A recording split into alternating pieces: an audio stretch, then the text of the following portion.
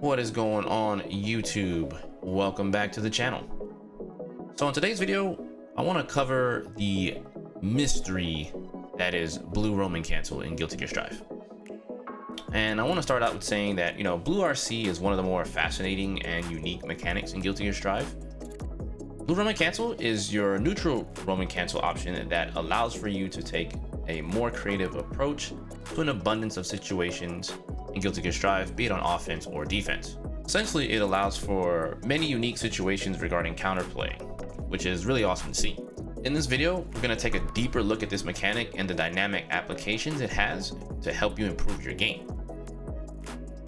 Before we get into the rest of this video, don't forget to subscribe and hit the notification bell to stay up to date with anything and everything on this channel.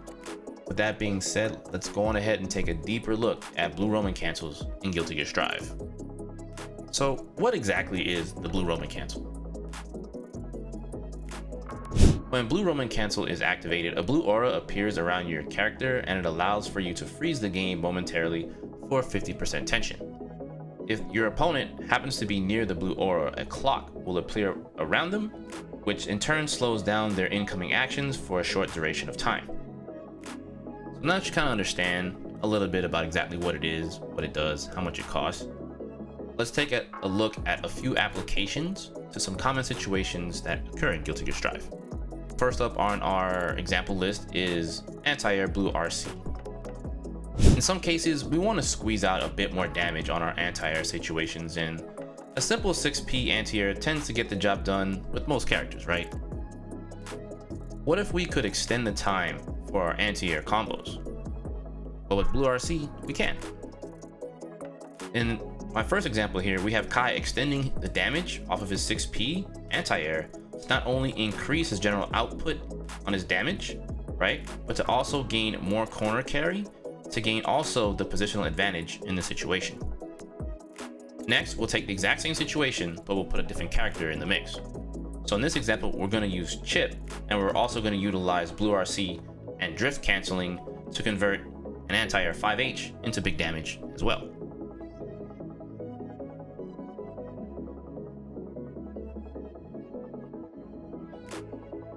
So the second application we're gonna take a look at here is backdash Blue RC drift to create a punish situation. So here we have a common situation with Leo, and if he happens to use his command run to go behind you, he can go into backturn stance, or known as Breinhilder stance, to continue pressure. So you're probably wondering, how does backdash and Blue RC apply in this situation here based on his pressure, right? What we can do here on defense is, as I mentioned before, is to utilize our backdash and drift RC to punish the situation. In our first example, we're going to use Zato to exemplify backdash, forward drift RC in order to get it punished.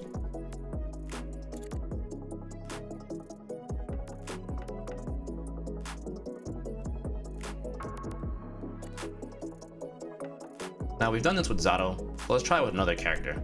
Let's give it a try with Giovanna and see the results that we get here.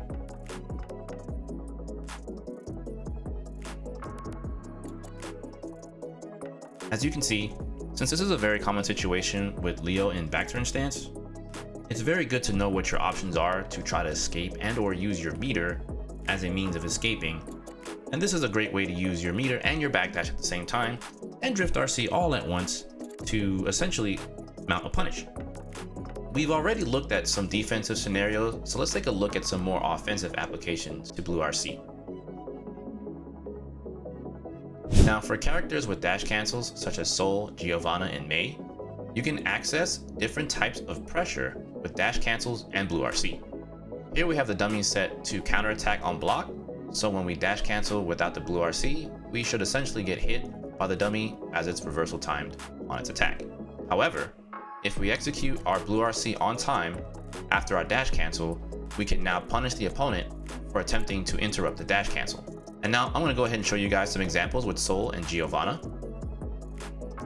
As you can see right here with Sol, the point in which Potemkin actually presses a button and how you can actually counter hit him in this situation.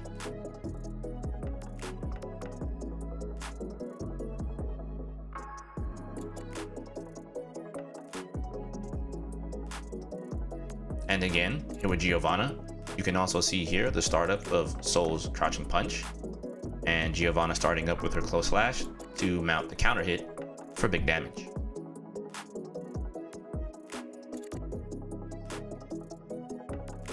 So you're probably wondering, well, Kensu, I don't exactly play Giovanna, Soul, or Mei, so how can I do this exact technique with another character that doesn't have a dash cancel? For characters who do not have dash cancels, the way that you would utilize this technique is to jump cancel your close normals, being close slash and standing kick. The trick here is to use your jump cancel plus a drift RC to simulate the exact same situation. In this example here, we're going to utilize jump cancel blue RC drift down to create a similar situation to frame trap Soul's 5K.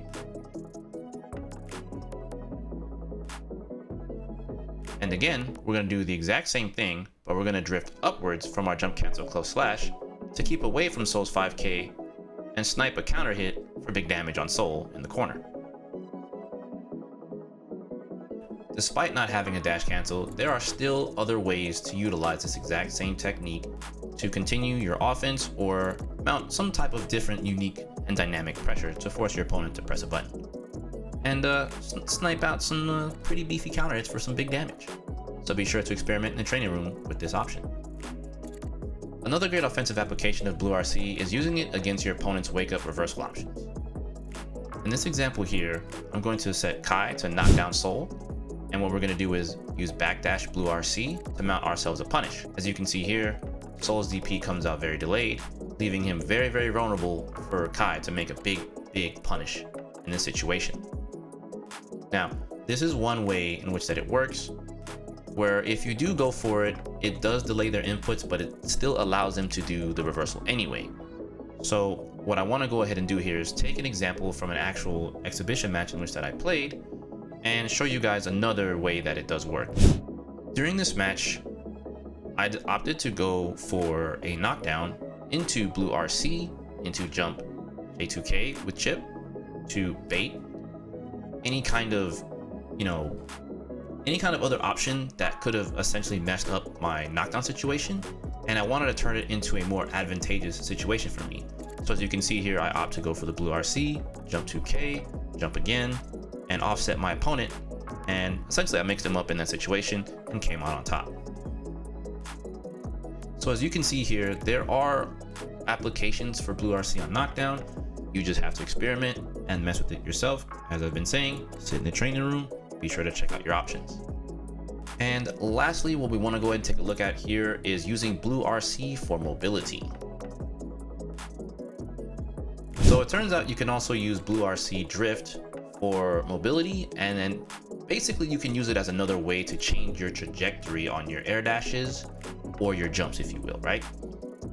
So blue RC, much like all the other Roman cancels, can be quick canceled when you press a button in the early frames of the RC animation. In all cases, quick RC cancels hold on to forward momentum from the drift, in turn allowing you to fly forward to continue whatever you were doing, be it a combo or just trying to move around a neutral. In this example here, I'm doing the drift RC in a bunch of different ways so you guys can see the type of trajectory change that you get based on different timings of you using your RC quick cancels in the blue RC. The trick is to make sure that you are blue canceling the air dash as early as possible to hold on to the forward momentum, which will allow you to essentially fly across the screen and once again change your trajectory in terms of how you wish to attack or escape a situation. Should you happen to do this wrong, then you won't be able to retain the forward momentum that you would have from the earlier frames in the air dash, so your character kind of like lobs downward or pretty much changes their angle and doesn't really hold on to too much forward momentum. So once again, encouraging you guys to sit in the training mode, try to figure out the proper timing to make this work for you. And don't forget, once again, to just keep on experimenting. There are a bunch of different ways in which you can utilize this to come out on top. In conclusion, blue RC is, in my opinion, by far one of the strongest universal options available for every character in Guilty Gear Strive. Learning how to use this to your advantage could simply be the difference between you winning and losing a match. So I encourage you guys to be as creative as you can be. Spend some time in the training room to evaluate the best possible outcomes for these situations displayed here. Please keep in mind that everything shown here is not optimal. These are just concepts and ideas that you can go into the training room and work with. So once again, experiment, experiment, experiment. There's so many answers to so many different situations, and Blue RC is such a great tool to help you figure out more dynamic ways to punish your opponent. So I can't encourage you guys enough. Get in the training room and get in the lab. Get your lab coats, get your goggles, get your beakers, and you know, check out your test results. You know, get in there. You know, for science. You know, for science. But that's gonna go ahead and do it for me here, you guys. Hopefully you guys enjoyed. Hopefully you guys learned something. If there's anything that you think I may have missed and may want me to cover in a future video, please be sure to let me know in the comments below. With that being said, this is Kensou signing out, and I'll catch you guys in the next video. Peace.